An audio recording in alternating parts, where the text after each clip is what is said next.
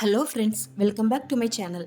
இன்றைக்கி நம்ம கிச்சனில் பார்க்க போகிறது ஒரு ஹெல்த்தியான அவல் புட்டு எப்படி செய்கிறதுன்னு பார்க்கலாம். நான் இன்றைக்கி சிவப்பு அவல் வச்சு செஞ்சுருக்கேன். நீங்கள் உங்ககிட்ட வெள்ளை அவல் இருந்தாலும் அதை வச்சு கூட செய்யலாம். டேஸ்ட்டும் ரொம்ப சூப்பராக இருக்கும். நம்மக்கிட்ட தோசை மாவு இல்லாத சமயத்தில் இந்த மாதிரி அவல் வச்சு நீங்கள் சூப்பராக ஒரு 10 நிமிஷத்தில் புட்டு செஞ்சு சாப்பிட்லாம்.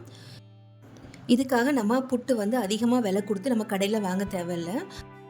நமக்கு இந்த மாதிரி சிகப்பு அவல் அப்புறமா வெள்ளை அவல் எல்லாமே விலை கம்மியாகவே நமக்கு கடைகளில் கிடைக்கும். கண்டிப்பாக வாங்கி ட்ரை பண்ணி பாருங்கள். வீடியோக்குள்ளே போகிறதுக்கு முன்னாடி என்னோடய சேனலை சப்ஸ்கிரைப் பண்ணாதவங்க மறக்காமல் சப்ஸ்கிரைப் பண்ணிக்கோங்க. பக்கத்துலேயே இருக்க ஆல்ற ஆப்ஷனை கிளிக் பண்ணிக்கோங்க. அப்போ தான் நான் போடுற வீடியோ உங்களுக்கு நோட்டிஃபிகேஷனில் வரும். வாங்க இப்போது இந்த அவல் புட்டு எப்படி செய்கிறதுன்னு பார்க்கலாம். ஃபஸ்ட்டு நம்ம அவல் வறுத்து எடுத்துக்க போகிறோம். நான் இன்றைக்கி 3 கப் அளவுக்கு அவல் எடுத்திருக்கேன். சிகப்பு அவல் எடுத்திருக்கேன். 250 கிராம் அளவுள்ள கப்பில் நான் அளந்து எடுத்திருக்கேன். உங்ககிட்ட கப்பு இல்லைன்னா எந்த டம்ளர்லனாலும் நீங்கள் அளந்து எடுத்துக்கலாம். 3 கப் அளவுக்கு எடுத்திருக்கேன். இது ரொம்ப கலர் மாதிரி வர அளவுக்கு நமக்கு வறுபட்டு வரணும்னு அவசியம் இல்லை. அவல் நல்ல சூடானாலே போதும். நமக்கு ஒரு 2 நிமிஷத்துல நமக்கு அவல் நல்ல சூடாகி வந்துடும். அந்தளவுக்கு நீங்கள் ஃப்ரை பண்ணால் போதும்.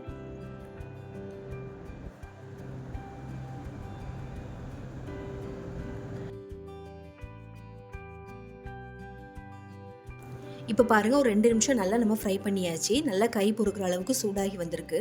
இந்த அளவுக்கு வந்தால் போதும். நமக்கு இதை நம்ம மிக்சியில் தான் அரைச்சி எடுக்க போகிறோம். இப்போ இதை நம்ம ஒரு மிக்சி ஜாருக்கு மாற்றிக்கலாம். இது நீங்கள் ரவை பதத்தில் நல்லா பொடிச்சு எடுத்துக்கோங்க.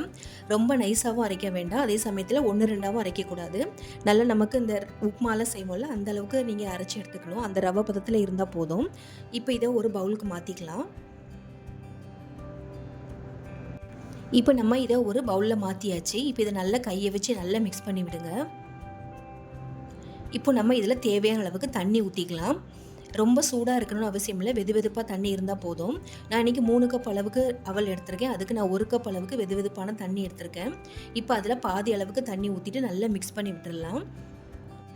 தண்ணி எவ்வளோ தேவைப்படுதுன்னு பார்த்துட்டு நம்ம மிக்ஸ் பண்ணிக்கலாம். ஃபஸ்ட்டே ஃபுல்லாக ஊற்றிட்டிங்கன்னா ரொம்ப ஈரமாயிடும். அந்தளவுக்கு இருக்கக்கூடாது. ஃபஸ்ட்டு நான் ஒரு 1/2 கப் அளவுக்கு ஊற்றிருக்கேன். திருப்பவும் ஒரு 1/2 கப் அளவுக்கு ஊற்றிக்கலாம். நான் இன்றைக்கி வெது வெதுப்பாக தான் சேர்த்துருக்கேன் தண்ணி. இப்போ பாருங்கள், சேர்த்துட்டு நல்லா இந்த மாதிரி உதிரி உதிரியாக நல்லா மிக்ஸ் பண்ணி எடுத்துக்கோங்க. நான் இன்றைக்கி 3 கப் எடுத்ததுக்கு கரெக்டாக 1 கப் அளவுக்கு தண்ணி கரெக்டாக இருந்துச்சு. இப்போ பாருங்கள், இந்த அளவுக்கு நல்ல உதிரியாக வந்திருக்கு. இப்போ இதை ஒரு மூடி போட்டு 5 நிமிஷம் மட்டும் ஊற விட்டுடலாம். 5 நிமிஷம் நல்லா ஊற விட்டு எடுத்திங்கன்னா வேகிறதுக்கு நல்லா ஈஸியாக இருக்கும். நல்லா சாஃப்டாகவும் உங்களுக்கு ஊறி வரும். இப்போ பாருங்கள், ஒரு 5 நிமிஷம் ஆயிடுச்சு. இப்போ நான் இட்லி குக்கரில் இந்த மாதிரி தண்ணி ஊற்றி நான் கொதிக்க வச்சுருக்கேன். நமக்கு அவ்வளோ நல்லா ஊறி வந்திருக்கு. 5 நிமிஷத்துலேயே நல்லா சாஃப்டாக நமக்கு ஊறி வந்துடுச்சு. இப்போ இட்லி குக்கரில் தண்ணி நல்லா கொதிச்சதுக்கப்புறமா இட்லி தட்டு வச்சிடலாம்.